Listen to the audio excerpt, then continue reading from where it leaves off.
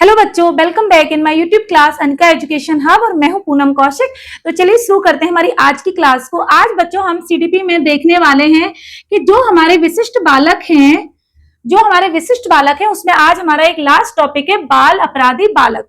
तो आज हम क्या पढ़ने वाले हैं? बाल अपराधी बालक। ठीक है, तो बच्चों बाल अपराधी बालक, इससे पहले हमने सृजनशील बालक, प्रतिभाशाली बालक और अधिगम अक्षमता वाले बालक, समस्यात्मक बालक और भी कई प्रकार के बालकों की सीरीज को हमने देखा है अपनी इस वीडियोस में। ठीक है, तो आज जो बच्चों हम देख रहे हैं कि बाल अपराधी यानी कि ऐसे बच्चे जो बचपन में ही कोई अपराध कर बैठते हैं जिसकी वजह से उनको एक टैग मिल जाता है बाल अपराधी बालक का।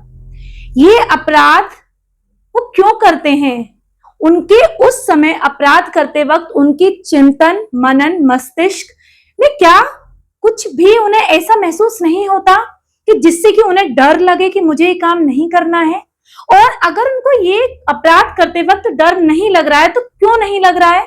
क्या उनकी शिक्षण व्यवस्था में कुछ कमी है? क्या उनके परिवार का परिवेश कैसा है? ये बहुत सारे बिंदु हैं जो एक शिक्षक के तौर पर हमें समझने पड़ते हैं।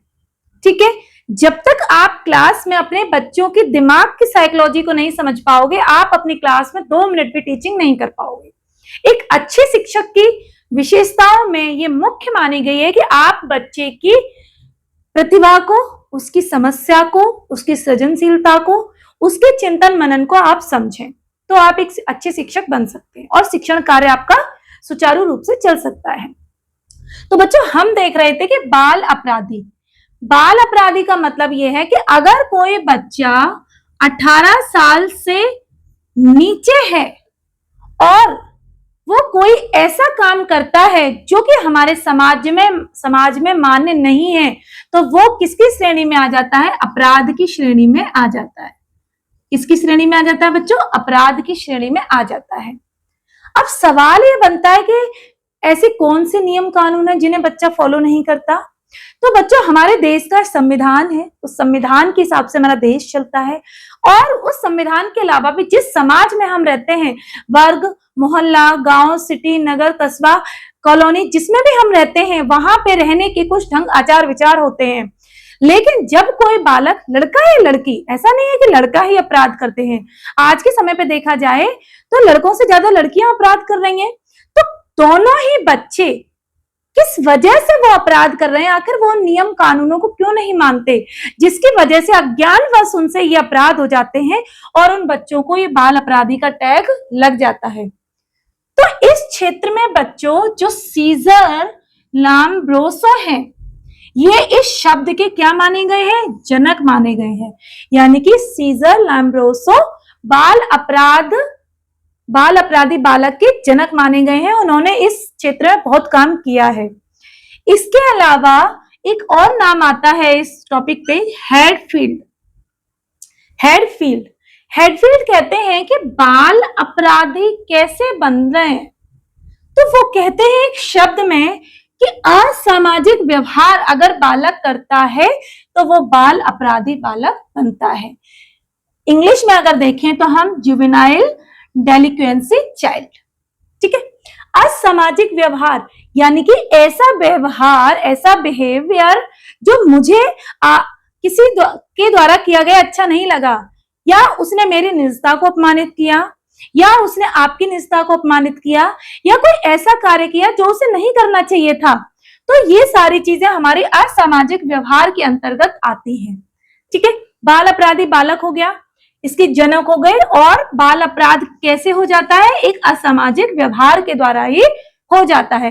अब पता है एक प्रश्न एग्जाम में जो थिंकिंग बेस पे जो बनता है पेडागोगी में, वो ये बनता है कि अपराधी बालक कैसे बन रहे हैं। अब मान लो एक 6-7 साल का बच्चा है, कक्षा 4 या 5 में पढ़ रहा है, वो क्लास 4th में पढ़ रहा है। उसने क्या किया कि उसके साथ वाला जो दोस्त है उसने वैसे ही, मतलब हकीकत में नहीं, लेकिन उसने मजाक के तौर पर उसने उसकी शार्पनर, पेंसिल या उसकी किट को अपने बैग में डाल लिया। अब ये बात उस बच्चे को अच्छी नहीं लगी और उसने क्या किया, एकदम से अपने टिफिन में से फोक निकाली और उसको मार दी। उसके यहाँ मार दी, यहाँ मार दी, कहीं मार दी, मतलब उसको ब्लड आ गया। तो इससे पता चलता है कि उस बच्चे के व्यवहार में कुछ इस तरीके की समस्याएं हैं कि वो आगे जाकर के अपराधी बनने की संभावना रखता है। इसके दो कारण हो सकते हैं। पहला, उसका पारिवारिक वजह हो सकती है, एक उसकी सामाजिक वजह हो सकती है। कौन सी वजह हो सकती है? सामाजिक वजह हो सकती है। यानी कि किसी भी बालक बालिका के अपराधी बनने में ये दो मुख्य बिंदु हैं जो प्रमुख भूमिका निभाते हैं। पारिवारिक, मान लो उसके घर में हमेशा ही लड़ाई झगड़े कलेश होते हैं, तो वो बच्चा क्या देख रहा है, उसकी मम्मी गुस्से में बर्तन फेंक रही है या पापा कुछ ऊटपटांग काम कर रहे हैं, मार रहे हैं, पीट रहे हैं, बच्चों की पिटाई कर रहे हैं, तो उस बच्चे के मस्तिष्क में ऐसा बैठ जाता है। दूसरा है सामाजिक, उसके आस पड़ोस में कोई ऐसा पड़ोसी है जो हर वक्त लड़ता है, एक दूसरे से लात घूंसे मार रहे हैं, डंडों से मार रहे हैं, ये सब कर रहे हैं, तो उस बच्चे को माहौल ऐसा मिला हुआ है कि वो छोटी छोटी बातों में उग्र हो रहा है, और उग्रता में वो ये नहीं समझ पा रहा कि उसके द्वारा जो ये काम किया गया है वो मुझे अपराधी की श्रेणी में भी ले जा सकता है। ठीक है बच्चों, अब एक जो क्वेश्चन बच्चों बनता है एग्जाम में कि बाल अपराध जो बालक बनते हैं उसके क्या क्या कारण होते हैं। ठीक है, तो बाल अपराधी बालक के या अपराधी बालक होने के क्या क्या कारण हो सकते हैं। ठीक है, तो उसको हम देखते हैं। पहला जो उसका कारण होगा वो होगा बच्चों आनुवांशिक कारण होगा। यानी कि अगर उसके परिवार की हिस्ट्री ही ऐसी है कि उसके परिवार में लोग क्रिमिनल हैं, जेल जा चुके हैं, छोटी छोटी बातों पे गुस्सा करते हैं, एक दूसरे के घर जाके झगड़ा करते हैं, तो उस बच्चे के मस्तिष्क में हेरिडिटी में ये चीजें उसके आ जाती हैं।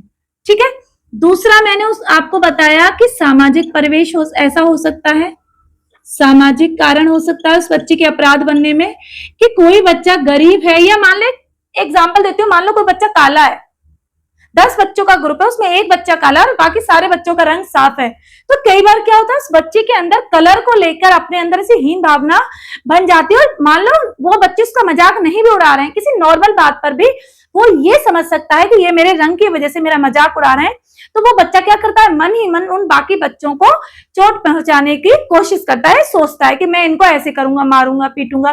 तो यही चीजें जब वो धीरे धीरे बड़ा होता है तो उसके दिमाग में चीजें क्या कर लेती है, घर कर लेती है। ठीक है बच्चों, इसका आपका आनुवांशिक कारण हो गया, सामाजिक कारण हो गया, फिर पारिवारिक कारण भी मैंने आपको बताया था, पारिवारिक कारण हो गया इसका, पारिवारिक कारण। चौथा इसका बच्चों बनेगा मनोवैज्ञानिक कारण, मनोवैज्ञानिक कारण। ये कैसे बनेगा कि मान लो क्लास में कोई बच्चा है, छोटी चीजें उसको समझ में नहीं आ रही है, आसान सी चीजें भी उसको समझ में नहीं आ रही है, तो टीचर उसको बार बार तुम बैठ जाओ, बैठ जाओ, बैठ जाओ, इस तरीके से जब उसके साथ बार बार व्यवहार होता है तो उस बच्चे के अंदर मनोवैज्ञानिक कारण घर कर जाते हैं और वो अपराध की श्रेणी में बढ़ जाता है। ठीक है, पांचवा जो नंबर है बच्चों वो विद्यालयी कारण।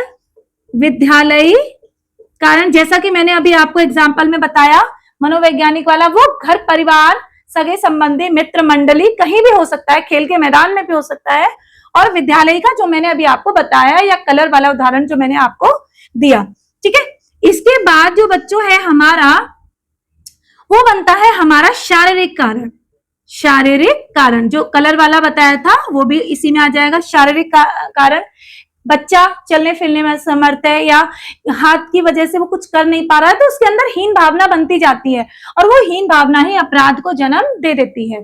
ठीक है, 6 हो गए। एक सातवां जो इसका कारण बनेगा वो बनेगा बच्चों इसका संवेगात्मक कारण।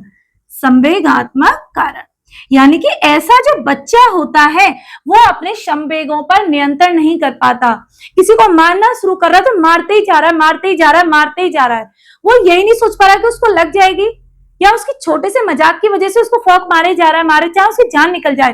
तो ऐसे बच्चों में संवेगात्मक अस्थिरता विशेष तौर पर पाई जाती है, जिसकी वजह से वो अपराध की श्रेणी में क्या कर जाते हैं, एकदम घर कर जाते हैं। कई बार ऐसे ही बच्चे बहुत बड़े अंडरवर्ल्ड डॉन बन जाते हैं, क्रिमिनल बन जाते हैं। शुरुआत में ये जो बच्चे करते हैं ये या तो चोरी करते हैं, अगर इनकी अपराध की श्रेणी देखी जाए तो चोरी करेंगे, या मान लो जेब कतरी करेंगे, जेब कतरी करेंगे, या फिर क्या करेंगे बच्चे, मान लो किसी लड़की से छेड़छाड़ करेंगे, छेड़छाड़ करेंगे, या फिर मारपीट करेंगे।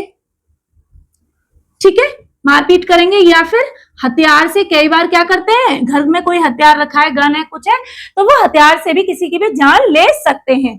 तो ये थे हमारे बाल अपराधी के कारण। ठीक है, अब हम देखेंगे कि बाल अपराध, हमारे बाल अपराध के कारण, अब हम देखेंगे कि बाल अपराध को हम कैसे रोक सकते हैं, यानी कि इसके रोकथाम के क्या उपाय हैं कि कोई बच्चा अपराधी ना बने बचपन में। ठीक है, तो उसके लिए हमारी गवर्नमेंट बहुत सारी नीतियां चलाती है कि जो बच्चे इस तरीके का अपराध करते हैं या जेल में या सुधारावास में होते हैं, उनको वहां उनकी शिक्षा मुहैया कराई जाए और उनके किसी अपराध की वजह से उनकी शिक्षा अवरोध नहीं होना चाहिए। तो क्या करते हैं, ऐसे बच्चों के रोकथाम के लिए सरकार कहती है कि इनको शिक्षा की व्यवस्था दी जाए, इनको शिक्षा इनकी जारी रखी जाए। ठीक है, इन बच्चों पर बहुत ज्यादा दंड या जुर्माना ना किया जाए, दंड या जुर्माना ना दिया जाए इन बच्चों को। तीसरा जो होता है कि इन बच्चों के परिवार को परेशानी ना हो, जिससे कि ये बच्चे थोड़े से क्या हो, मनोवैज्ञानिक तौर पर भी पुष्ट रहें, परिवार को परेशान ना किया जाए। इन बच्चों के लिए कुछ ना कुछ उपयोगी कार्य इन बच्चों को जेल में या सुधारावास में दिया जाए, जिससे कि ये अपने आने वाले टाइम को या जीवन को सुचारू रूप से जी पाए। और सरकार कहती है कि इन बच्चों को बेसिक सुविधा दी जाए, जो भी बेसिक सुविधा सरकार इन बच्चों के लिए देना चाहती है, वो बेसिक सुविधा इन बच्चों को मुहैया कराई जाए। ठीक है बच्चों, ये चीज हो गई। तो बाल अपराधी से देखो बच्चों, ये हमने कारण कर लिए और रोकथाम कर लिए। अब हमारा इसका एक टॉपिक और बचता है कि ये जो बाल अपराधी बालक हैं, इनके रोकथाम का उपचार क्या हो सकता है। रोकथाम तो हमने बता दी, अब इस रोकथाम के बाद भी इसका उपचार क्या हो सकता है। अगर हम अपराधी बालकों का उपचार देखें तो बच्चों 2 विधियां बताई गई हैं। इसकी कितनी विधियां बताई गई हैं? 2 विधियां। पहली है मनोवैज्ञानिक विधि, मनोवैज्ञानिक विधि, और दूसरी है बच्चों आपकी वैधानिक विधि, वैधानिक विधि। आई होप कि आपको ये टॉपिक समझ में आ गया है आज। ठीक है, तो उपचार में 2 विधियां हैं, मनोवैज्ञानिक विधि और वैधानिक विधि। इन दोनों ही विधियों के द्वारा हम इन बच्चों को रोकथाम करके इनका ट्रीटमेंट कर सकते हैं और इनको समाज की मुख्य धारा में भी जोड़ सकते हैं। ठीक है, फिर बच्चों जो कार्ल रोजर्स हैं, इन्होंने बताया, कार्ल रोजर्स, इन्होंने बताया कि इन बच्चों के लिए अनिर्देशित विधि, ये मोस्ट इंपोर्टेंट है बच्चों, ये पूछा जाता है पेपर में। अनिर्देशित विधि का प्रयोग करके हम इन बच्चों को समाज की मुख्य धारा में क्या कर सकते हैं, जोड़ सकते हैं। ठीक है, तो आज हमारा विशिष्ट बालकों की सीरीज यहाँ खत्म हुई। बाल अपराधी का और भी जो भी कोई टॉपिक बचा होगा, मैं डिस्क्रिप्शन बॉक्स में उसको ऐड करूंगी, आप वहां जाके देख सकते हो, अपने नोट्स बना सकते हो। ठीक है, बने रहिए इसी प्रकार हमारे साथ। Bye bye, Radhe Radhe.